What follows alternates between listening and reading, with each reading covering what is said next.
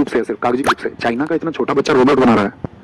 Japan में meso restoration, आप पढ़िए एक बार, मीजी ने किस तरह से पुनरुद्धार किया था अपने देश का। इस शासक का कर्तव्य है, वो देश को किस दिशा में लेके जाएगा, किस तरह के लोगों की उसे जरूरत होगी और किस तरह से वो देश बढ़ेगा। चाइना में आप देखिए ना, आप सोचते होंगे भैया, आप बोलते हैं कि चाइना चाइना चाइना, हमको तो देश प्रेम करना चाहिए। हम देश से बहुत प्रेम करते हैं, लेकिन हम देख रहे हैं कि वो देश जो हमसे बाद में आजाद हुआ है, वहां की सरकारें कर सकती है, तो हमारे यहाँ की गवर्नमेंट क्यों नहीं करती है। हम अपने बच्चों को क्या सिखा रहे हैं, आप सब कुछ जानते हो यार। देखो अपने घर के माहौल में, स्कूलों में देखो जाकर के, गवर्नमेंट स्कूलों की तो हालत मत पूछो। एक स्कूल की छत गिर गई गोरखपुर में, गोरखपुर के एमपी क्या करें, समोसे का साइज कैसा होना चाहिए, उसका रेट क्या होनी चाहिए। तो बहुत सारा अच्छा लगता है पढ़ने में, कुछ हो रहा है लेकिन कुछ नहीं है, कुछ नहीं। तुम गौर करना हमारी बातों पर, बाद में करना, बेशक अभी ना करो लेकिन बाद में करोगे, करोगे जरूर। बच्चे ने क्या लिखा दिखाइए, बहुत अच्छा कमेंट है। इस तरह के बच्चे, टू वे कम्युनिकेशन होना चाहिए।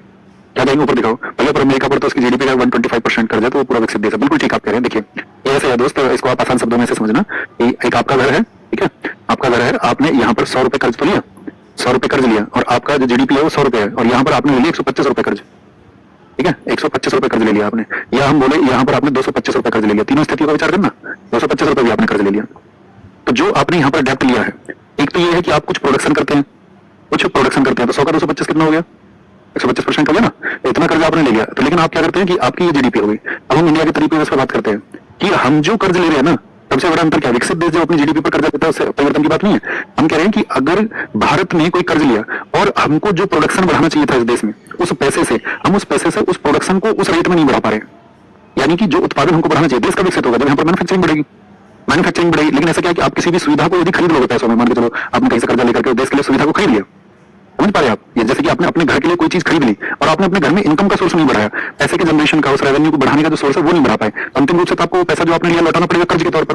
तो एक तो ये पैसा लौटाया और साथ में इंफ्रास्ट्रक्चर डेवलप भी कर लिया, तो भविष्य में क्या होगा उस पैसे की वजह से कि वो जनरेट करने लग जाएगा पैसा, समझ पाए, इन फ्यूचर पैसा जनरेट होगा। वैसे देश के मामले में बहुत जगह उस पैसे को इन्वेस्ट करेंगे, वो टेक में इन्वेस्ट करेंगे, बहुत जगह ऐसी जगह इंफ्रास्ट्रक्चर में कहीं भी वो उसको इन्वेस्ट कर सकते हैं। लेकिन एक डेवलपिंग कंट्री के लिए क्या होता है कि ना तो इंफ्रास्ट्रक्चर उतना जबरदस्त डेवलप हो पाता है और वो कर्ज ज्यादा बढ़ता रहता है। तो एक विकसित देश पर कर्ज और एक आपका डेवलपिंग कंट्री पर, विकासशील देश पर कर्ज में बहुत बड़ा अंतर है, बहुत बड़ा अंतर, ठीक है। तो उसको आप कंपेरिजन नहीं कर सकते।